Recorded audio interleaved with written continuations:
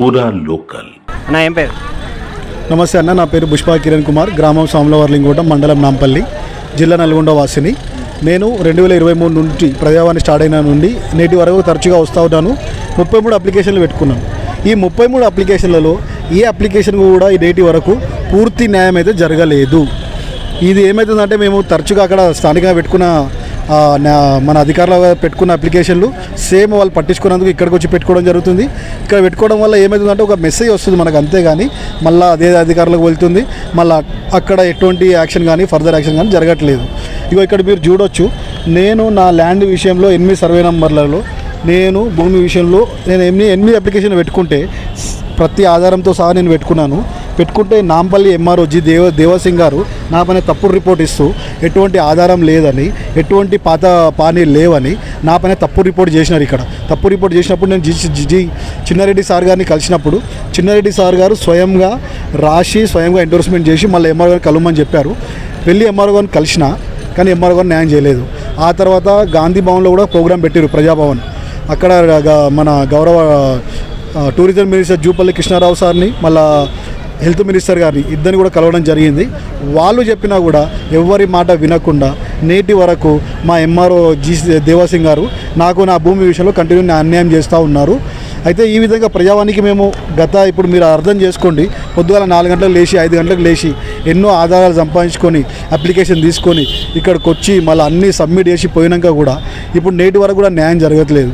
కాబట్టి నేను మీ ఛానల్ ద్వారా నేను గౌరవ మన సీఎం గారికి రిక్వెస్ట్ చేస్తూ ఉన్నాను, మీరు త్వరగా ఈ యొక్క 33 అప్లికేషన్లకు మీరు నాకు న్యాయం చేయాలని కోరుతూ ఉన్నాను.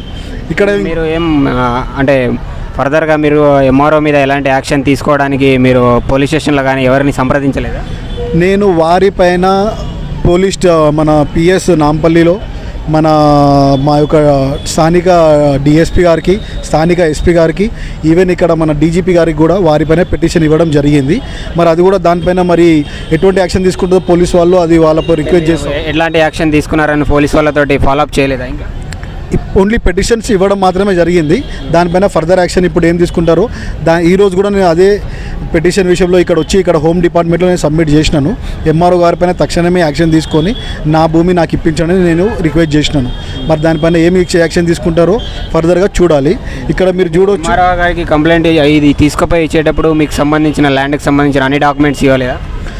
అందుకే కదా నేను అన్ని డాక్యుమెంట్లు పెట్టేసి పాత పాస్బుక్ పెట్టేసి అన్నీ ఇచ్చినా కూడా దానిపైన ఎంఆర్ఓ గారు తప్పు రిపోర్ట్ ఇచ్చారు. ఇక్కడ ఏమైపోయిందంటే మేము ఇప్పుడు వాళ్ళు తప్పు రిపోర్ట్ ఇదంతా ఇంటర్వ్యూలు నడుస్తుంది అనమాట, మనకు బయటికి తెలియదు. నేను చదువుకున్నా కాబట్టి నేను చదువుకోగలుగుతా. చదువు లేని వాళ్ళ పరిస్థితి ఏంటిది? చదువు లేనికి ఏం తెలియదు, దాంట్లో ఏం రాసినా కూడా తెలియదు.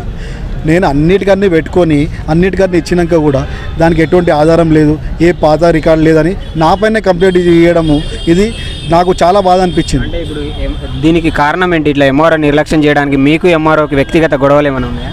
ఎంఆర్ఓ గారికి నాకు వ్యక్తిగత గొడవలు అయితే ఏమీ లేదు. అదే నేను మీ ఛానల్ ద్వారా అడుగుతున్నాను, ఎంఆర్ఓ గారు నేను మీకు వ్యక్తిగతంగా ఏదైనా సమస్య ఏదైనా ప్రాబ్లం మనకి ఎప్పుడన్నా నా జీవితంలో మీ ముఖం చూడలే. ఈరోజు మీరు ఎంఆర్ఓ అయ్యారు కాబట్టి మీ ముఖం చూస్తూ ఉన్నాను.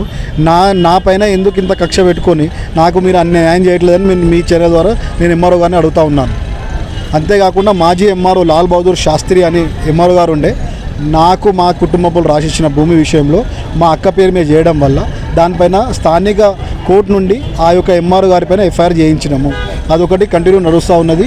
ఇప్పుడు ఇక్కడ అప్లికేషన్ చూడొచ్చు, నేను 2024లో 16/1/2024 ప్రజావానికి పెట్టుకున్న అప్లికేషను. ఇప్పుడు ఈ అప్లికేషన్ డీటెయిల్స్ లోపల లేవు, పాత రికార్డులు ఏమీ లేవు. ఇప్పుడు నాకు ఫోన్ వచ్చింది, అప్లికేషన్ పెట్టుకున్నాక 16 నెలల తర్వాత ఫోన్ వచ్చింది నాకు.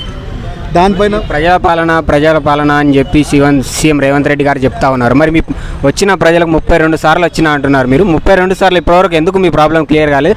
అధికారులు ఎందుకు ఇంత నిర్లక్ష్యం చేస్తున్నారు? నేను 32 సార్లు కాదు, 32 సార్లు కంటే నేను అప్లికేషన్లు ఇచ్చింది 33. అంటే 33 అప్లికేషన్లకు 33 రోజులు వచ్చి అప్లికేషన్లు ఇచ్చిపోయినాం. మళ్ళీ ఫాలోఅప్ చేయడానికి మళ్ళీ వేరేగా వచ్చిపోయినాం. అంటే మీరు అర్థం చేసుకోండి, కనీసం తిరగడానికి ఈ విధంగా రావడానికే కనీసం కొన్ని వేల రూపాయలు ఇప్పటిదాకా నాకు తెలిసి ప్రజావాణి తిరగడానికైనా 1 లక్ష రూపాయలు నాకు ఖర్చు.